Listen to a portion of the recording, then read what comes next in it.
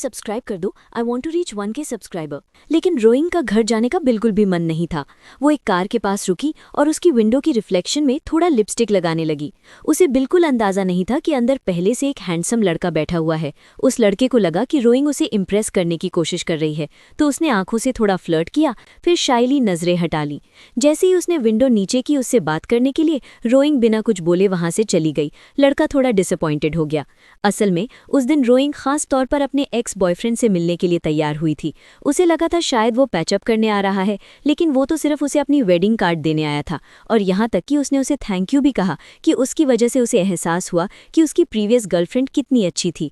ये सुनकर रोइंग गुस्से से फट पड़ी। अपने फ्रस्ट्रेशन में उसने गलती से उस हैंडसम लड़के को भी इस मेस में घसीट लिया। बाद में जब सब शांत हुआ, उसे एहसास हुआ कि उसने ओवर रिएक्ट कर दिया। शर्म के मारे उसने अपना चेहरा चोलू के सीने में छुपा लिया। उस पल चोलू का रिएक्शन उसके दिल को छू गया। आखिरकार वे दोनों एक ही जिम में काम करते थे और रोइंग को पहले से ही उस पर थोड़ा सा क्रश था, लेकिन अब वो फीलिंग्स और भी गहरी हो चुकी थी। फिर भी उसे अफसोस था कि चोलू ने उसे इतनी ड्रंकन और आउट ऑफ कंट्रोल हालत में देख लिया। जब चोलू ने पूछा, are you feeling better now, और फिर कहा, देन गिव मी दैट, रोइंग को लगा वो टिश्यू मांग रहा है, लेकिन उसका मतलब कुछ और था। सब कुछ अपनी बेस्ट फ्रेंड को बताने के बाद उसकी बेस्टी ने सलाह दी, तुम्हें उस जर्क की वेडिंग में जाना ही होगा। बिल्कुल गॉर्जियस दिखते हुए रोइंग ने तय किया कि वो एक हैंडसम लड़के को अपने प्रिटेंड बॉयफ्रेंड के रूप में साथ ले जाएगी। लेकिन बहुत ढूंढने के बाद भी उसे कोई सूटेबल लड़का नहीं मिला। तभी उसकी नज़र चोलू पर पड़ी। उसकी हाइट, उसके लुक्स, सब कुछ परफेक्ट था, लेकिन चोलू ने तुरंत मना कर दिया। सच ये था कि चोलू एक रिच फैमिली से आता था, लेकिन वो बिजनेस इनहेरिट नहीं करना चाहता था। वो जिम में काम कर रहा था और उसके पास रहने के लिए अपना घर भी नहीं था। वो चुपके से जिम की ड्यूटी रूम में रह रहा था। जब रोइंग को ये सीक्रेट पता चला तो उसने उसे ब्लैकमेल किया, अगर तुम वेडिंग में नहीं आए तो मैं बॉस को सब बता दूंगी। वेडिंग के दिन रोइंग उसे ढूंढती रही, वो कहीं नजर नहीं आ रहा था। जैसे ही उसने उम्मीद छोड़ी, भीड़ के बीच से एक डैशिंग आदमी उसकी ओर चलता हुआ आया। वो चोलसू था। स्वाभाविक रूप से रोइंग ने उसका हाथ पकड़ लिया और एक हगिंग जेस्चर किया, लेकिन चोलू जो 20 साल से सिंगल था, अचानक इस फिजिकल कांटेक्ट से थोड़ा ऑकवर्ड हो गया। तो रोइंग ने उसे सिखाया कि कपल की तरह कैसे बिहेव करना है। धीरे धीरे चोलसू उसके साथ वेडिंग हॉल में चला गया। उसका एक्स उन्हें देखकर जल गया। पहले उसने अपनी ब्राइड की तारीफ की और फिर रोइंग का मजाक उड़ाया। जब रोइंग कुछ जवाब नहीं दे पाई तो चोलसू फिर से उसका सेवियर बनकर आगे आया। उसने इतना रोमांटिक बिहेव किया कि सब लोग इम्प्रेस हो गए। यहाँ तक कि फोटोग्राफर को लगा कि वे ब्राइड और ग्रूम के क्लोज फ्रेंड्स हैं और उसने उनकी फोटो लेने की जिद की। जब रोइंग ने मना किया तो चोलसू ने उसे अपनी ओर खींच लिया। दोनों सबके सामने स्पार्कल कर रहे थे और उसका एक्स बॉयफ्रेंड जो उसे ह्यूमिलिएट करना चाहता था, खुद क्लाउन बनकर रह गया। वेडिंग के बाद घर लौटकर रोइंग बार बार चोलसू के जेस्चर्स को याद करती रही। हर बॉयफ्रेंड जैसे पल को याद कर वो सपने देखने लगी, मुझे यही लड़का चाहिए। लेकिन उसका डे ड्रीम तब टूट गया जब अचानक चोलसू उसके सामने आ गया। अपने फोन को देखते हुए उसे वो दिन याद आया जब उसने चोलसू से फेक बॉयफ्रेंड बनने को कहा था। उसे लगा शायद वो भी उसे पसंद करता है। आखिरकार वो चुपके से उसकी फोटोज ले रहा था। मुस्कुराते हुए उसने कहा, अगर मेरी फोटो लेनी है तो सीधे पूछ लो, मैं पोज कर दूंगी, इतना एफर्ट करने की जरूरत नहीं है। लेकिन चोलसू ने तुरंत फोन छीन लिया और मजबूती से कहा, मैंने कोई फोटो नहीं ली। रोइंग ने सोचा शायद वो डर के मारे झूठ बोल रहा है कि कहीं वो गुस्सा ना हो जाए, लेकिन फिर चोलसू ने अपना फोन खोलकर सब दिखा दिया ताकि कोई मिसअंडरस्टैंडिंग ना रहे। सच जो भी हो, रोइंग को अपने चार्म पर पूरा कॉन्फिडेंस था। उसे यकीन था कि एक दिन वो जरूर चोलसू को अपने प्यार में गिरा देगी। तो उसने अपनी मिशन शुरू की, बहाने बनाकर उसके सामने आना, उसे मील्स के लिए इनवाइट करना, लेकिन हर बार चोलसू पोलाइटली मना कर देता। रोइंग जो फिशिंग में एक्सपर्ट थी, उसने अपनी सारी टैक्टिक्स चोलसू पर आजमाई, लेकिन कुछ काम नहीं आया। उसे लगा उसकी सारी मेहनत बेकार जा रही है। फिर एक दिन चेंजिंग रूम के पास उसने बॉस को कहते सुना कि उसे शक है कोई जिम में रात को सीक्रेटली रह रहा है और वो उसी शाम सरप्राइज चेक करेगा। रोइंग को तुरंत चोलसू का ड्यूटी रूम याद आया। उसे बचाने के लिए वो बॉस के पीछे पीछे गई और जल्दी से चोलसू को वार्निंग मैसेज भेजा, लेकिन चोलसू क्लास में था और उसने मैसेज नहीं देखा। जब बॉस ड्यूटी रूम की ओर बढ़ा तो सिचुएशन बचाने के लिए रोइंग ने कहा कि वो ही वहां सीक्रेटली रह रही थी। बॉस ने उसकी बात मान ली और चेतावनी दी, अगर दोबारा हुआ तो माफी नहीं मिलेगी। रोइंग ने चुपचाप ब्लेम अपने ऊपर ले लिया, सिर्फ चोलसू को बचाने के लिए। जब क्लास के बाद चॉल्सू को ये पता चला तो उसे बहुत गिल्ट हुआ। अगले दिन जब रोइंग ने चॉल्सू को क्लास के बाद उसका इंतजार करते देखा, उसका दिल खुशी से भर गया। उसे लगा उसकी सैक्रिफाइसेस रंग ले आई हैं। लेकिन चॉल्सू तो बस एक प्रॉमिस निभाने आया था। उसने उसके साथ एक मील ली और एक कॉफी ली और फिर चला गया। रोइंग कंफ्यूज हो गई। इतना सब कुछ करने के बाद भी चॉल्सू का दिल क्यों नहीं पिघला, तो उसने सीधे बात करने का फैसला किया। चॉल्सू ने साफ कहा, मुझे पता है तुम क्या सोच रही हो, लेकिन मैं इंटरेस्टेड नहीं हूँ। ये सुनकर रोइंग का मन हार मानने को हुआ, लेकिन जब उसने चॉल्सू का हैंडसम और यूनिक चेहरा देखा और आसपास के बोरिंग लोगों से तुलना की तो उसने सोचा, अब कैसे हार मान सकती हूँ। इस बार उसने नया प्लान बनाया। उसे इम्प्रेस करने के लिए मुझे उसे वही देना होगा जो उसे पसंद है। जब उसने उसे फिर से देखा, वो खुशी खुशी उसकी ओर बढ़ने वाली थी, तभी उसने उसे एक और हैंडसम लड़के के साथ देखा। जब रोइंग ने चॉल्सू को उस हैंडसम लड़के को कसकर गले लगाते देखा, वो चौंक गई। वो चुपचाप एक कोने में छिपकर देखने लगी। सब कुछ बहुत क्लोज लग रहा था, और जब उसने उस लड़के को चॉल्सू को कार में खींचते देखा, उसका शक और गहरा हो गया। फिर उस हैंडसम लड़के ने एक रिंग निकाली और दोनों खुशी से एक दूसरे को गले लगाने लगे। ये देखकर रोइंग को चॉल्सू की पुरानी बातें याद आईं और उसने अपने मन में खुद ही कंक्लूजन निकाल लिया। अगली बार जब वो चॉल्सू से मिली, उसे थोड़ा अफसोस हुआ, लेकिन समझ गई कि ये ऐसी चीज़ है जिसे उसकी कोशिशें कभी नहीं बदल सकती। उसने खुद को समझाया, जब दूसरी लड़कियां भी उसे नहीं पा सकती तो क्या फ़ायदा, वैसे भी इतना हैंडसम बेस्टी होना भी लकी है। अब उसने सच में तय कर लिया कि वो चॉल्सू का पीछा नहीं करेगी। उसने धीरे से कहा, मैं तुम्हारा सीक्रेट समझती हूँ, मैंने वो देखा जो मुझे नहीं देखना चाहिए था, लेकिन चिंता मत करो, मैं जज नहीं करती, अब से हम बस अच्छे दोस्त रहेंगे। चॉल्सू थोड़ा कंफ्यूज्ड और ऑकवर्ड दिखा और रोइंग ने उसके कंधे पर हाथ रखकर कुछ उम्मीद भरे हौसला देने वाले शब्द कहे। रोइंग ने कभी नहीं सोचा था कि उसके ये काइंड वर्ड्स चॉल्सू के दिल में एक छोटी सी जगह बना लेंगे।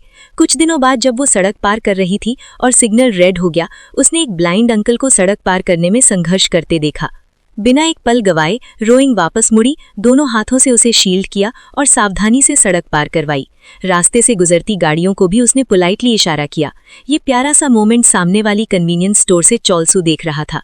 पहली बार उसने रोइंग का ये केयरिंग और इनोसेंट साइड देखा और उसके चेहरे पर हल्की सी मुस्कान आ गई। जब रोइंग ने सुनिश्चित किया कि वो बुजुर्ग सुरक्षित पार हो गए हैं, तभी वो आगे बढ़ी। चॉल्सू हैरान था, क्या ये वही रोइंग है जो हमेशा नॉइजी और ड्रामेटिक लगती थी? लेकिन चॉल्सू को ये नहीं पता था कि रोइंग एक बड़े मिसअंडरस्टैंडिंग के तहत जी रही थी। उसे लगा था चॉल्सू लड़कों में इंटरेस्टेड है। अब उसने इसे अपना गुड लुकिंग बेस्टी बना लिया था, और जब बात बेस्टी की हो तो उनकी ओपिनियन पर भरोसा किया जाता है ना? एक दिन रोइंग ने चॉल्सू से मेकअप एडवाइस मांगी। वो ब्लाइंड डेट पर जा रही थी, इसलिए उसने 2 अलग अलग आई मेकअप लुक्स ट्राई किए थे। उसने पूछा कौन सा बेहतर लग रहा है। चॉल्सू इंस्टिंक्टिवली पीछे हट गया, घबराकर। रोइंग को लगा शायद उसके बाल गंदे हैं या स्मेल आ रही है। उसने खुद को चेक किया, लेकिन कोई स्मेल नहीं थी। उसके बैंग्स थोड़े मेसी थे, तो उसने उन्हें धोने का फैसला किया। फिर उसने चॉल्सू की ओर मिस्चीवियस स्माइल के साथ देखा। उसे तुरंत एहसास हो गया कि कुछ गड़बड़ होने वाली है, और जैसा उसने सोचा था, रोइंग बोली, मेरे बाल पकड़ो, मैं अपने बैंग्स धोने जा रही हूँ। चॉल्सू ने सोचा, मैंने इसके लिए हाँ क्यों कहा? वो भागना चाहता था, लेकिन पुराने फेवर्स याद करके वो रुका रहा। बाल सुखाने के बाद रोइंग ने थोड़ा परफ्यूम स्प्रे किया और शांति से समझाया, हर दिन लंबे बाल धोना मुश्किल होता है, इसलिए मैं सिर्फ बैंग्स धो लेती हूँ और परफ्यूम से कवर कर लेती हूँ। चॉल्सू थोड़ा डिस्गस्टेड हो गया और बोला, मुझे ये सब सुनने की जरूरत नहीं थी। जाने से पहले रोइंग ने फिर से इंसिस्ट किया, तो बताओ लेफ्ट वाला या राइट? चॉल्सू ने कैजुअली कहा, लेफ्ट वाला, सिर्फ बात खत्म करने के लिए।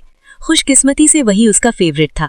वैसे भी जब रोइंग ने कैजुअली कहा गाइस को स्मोकी आई मेकअप ज्यादा पसंद नहीं आता, तो उसने तुरंत अपनी राइट आई का मेकअप पोंछ दिया।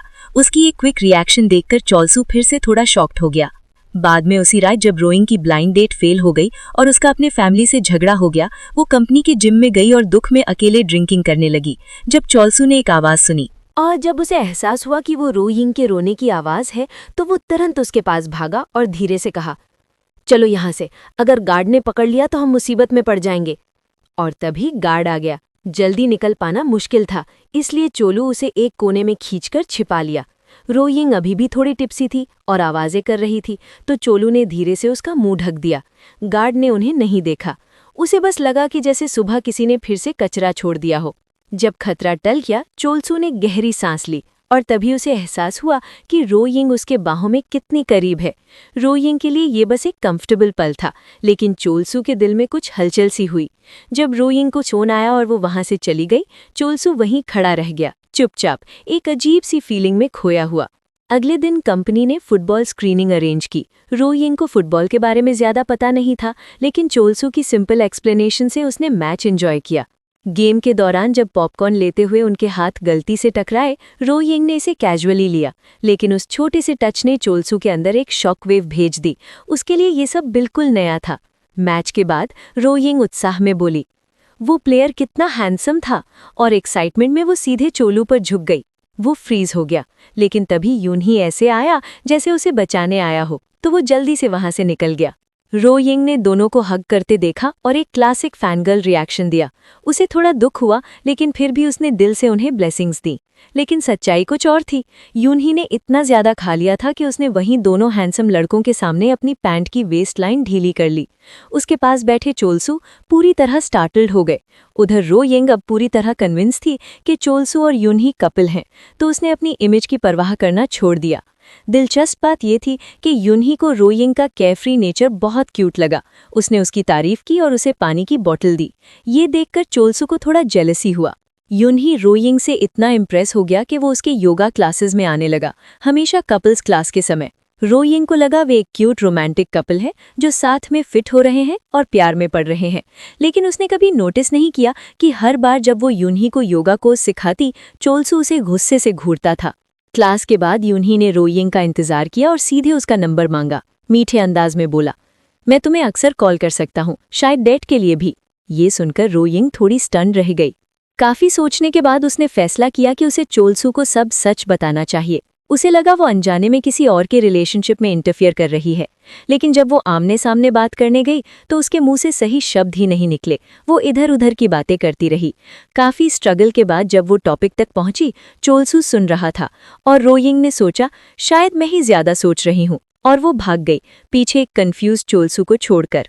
अगले दिन यूनही फिर आया और रो यिंग को कॉफी के लिए इन्वाइट किया। इस बार रो यिंग ने सीधे पूछा, तुम मुझे पसंद नहीं करते है ना? यूनही ने कैजुअली और ऑनेस्टली कहा, असल में मैं तुम्हें पसंद करता हूँ। ये सुनकर रो यिंग सीरियस हो गई और बोली, जो तुम कर रहे हो वो गलत है। यूनही ने पजल्ड होकर पूछा, लेकिन क्यों? रो यिंग समझाने लगी और साथ ही सीक्रेटली चोलसू को कॉल कर दिया। उसकी आवाज़ इतनी अर्जेंट थी कि चोलसू बिना सोचे तुरंत आ गया। असल में रो यिंग ने प्लान किया था कि वो चोलसू के सामने यूनही की सच्चाई एक्सपोज करेगी। उसे लगा अब सब रिवील करने का समय है। जब चोलसू आया और पूछा इतनी अर्जेंसी क्यों है, रो यिंग बोली, मैं अब प्रिटेंड नहीं कर सकती, आज सब कुछ सच सच कहना होगा। यूनही और चोलसू एक पल के लिए कंफ्यूज हुए, फिर समझ गए कि रो यिंग क्या सोच रही है। उसे लगा वे दोनों कपिल है। इमोशनल होकर रो यिंग बोली, मैं तुम्हें अपना बेस्ट फ्रेंड मानती हूँ, इसलिए तुम्हें वॉर्न कर रही हूँ, ऐसे इंसान के साथ मत रहो। चोलसू ने पेशेंटली समझाया, रुको, हम कपिल नहीं हैं, हम ट्विन्स हैं, आइडेंटिकल नहीं, फ्रेटर्नल ट्विन्स। ये सुनकर रो यिंग का दिमाग बिल्कुल ब्लैंक हो गया। यूनही ने मजाक में पूछा, क्या हम सच में इतने अच्छे लगते हैं? रो यिंग इतनी एम्बैरेस हो गई कि उसे लगा जमीन फट जाए और वो उसमें समा जाए। वो तुरंत वॉशरूम भागी और सोचा पिछले कुछ दिनों में मैंने कितनी बेवकूफ़ी की बातें की हैं। उसे अपने हर एक्शन पर क्रिंज आने लगा। वो चाहती या तो टिश्यू से चेहरा ढक ले या खुद को पूरी तरह लपेट ले। अगली सुबह रो यिंग कंबल में कसकर लिपटी रही। उसमें दुनिया का सामना करने की हिम्मत नहीं थी, चोलसू का तो बिल्कुल नहीं, तो उसने उसे अवॉइड करना शुरू कर दिया। उधर चोलसू के दिल में कुछ बदल रहा था। यूनही के टीज करने के बाद उसे एहसास हुआ कि उसका दिल सच में रो यिंग के लिए धड़कने लगा है। डायनामिक्स बदल चुके थे। अब लड़का लड़की के पीछे था। व्हाइट शर्ट वाला चार्मिंग चोलसू जहां भी जाता लड़कियां उसका नंबर मांगती, वो हमेशा एक ही पोलाइट लाइन से मना कर देता। जो पहले सिर्फ एक्सक्यूज था, अब सच बन चुका था, क्योंकि अब कोई था जिसे वो सच में पसंद करता था, रो यिंग। समस्या बस इतनी थी कि रो यिंग उसे अवॉइड कर रही थी। थैंकफुली उसका ट्विन भाई यूनही उसकी मदद कर रहा था। सच ये था कि रो यिंग अभी भी उस कपल मिसअंडरस्टैंडिंग से उबर नहीं पाई थी। जब भी वो ट्विन्स को साथ देखती, उसे अपने एम्बैरेसिंग मोमेंट्स याद आ जाते और वो दूसरी दिशा में भाग जाती। एक दिन यूनही ने मजाक में पूछा, अब जब तुम्हें पता है हम कपल में ही हैं, तो क्या मैं तुम्हारा बॉयफ्रेंड बन सकता हूँ? रो यिंग शॉक हो गई। इतना डायरेक्ट प्रपोजल उसने एक्सपेक्ट नहीं किया था, और उसके बगल में खड़े चोलसू के चेहरे पर हल्की जेलसी दिखी। ये देखकर यूनही ने रो यिंग का हाथ पकड़ लिया और उसे खींच कर ले गया, जैसे वे बहुत क्लोज हो। लेकिन असल में ये सब प्लान्ड था। यूनही समझ गया था कि चोलसू रो यिंग को पसंद करता है, और उसने सोचा थोड़ा जेलसी जरूरी है, वरना इंट्रोवर्टेड कभी प्यार में न पड़े चोलसू शायद कभी कन्फेस ही नहीं करेगा। और ये काम कर गया। जेलसी ने असर दिखाया। चोलसू ने तुरंत फोन पर सर्च करना शुरू किया कि लव कन्फेस कैसे करते हैं। 0 रोमांटिक एक्सपीरियंस होने के बावजूद उसने तय किया, बस अब कह देना है। जब उसने रोइंग को कन्फेस किया, रोइंग को लगा उसने गलत सुना। थोड़ी देर रुककर उसने पूछा, लेकिन तुमने पहले कहा था कि तुम्हें कोई और पसंद है?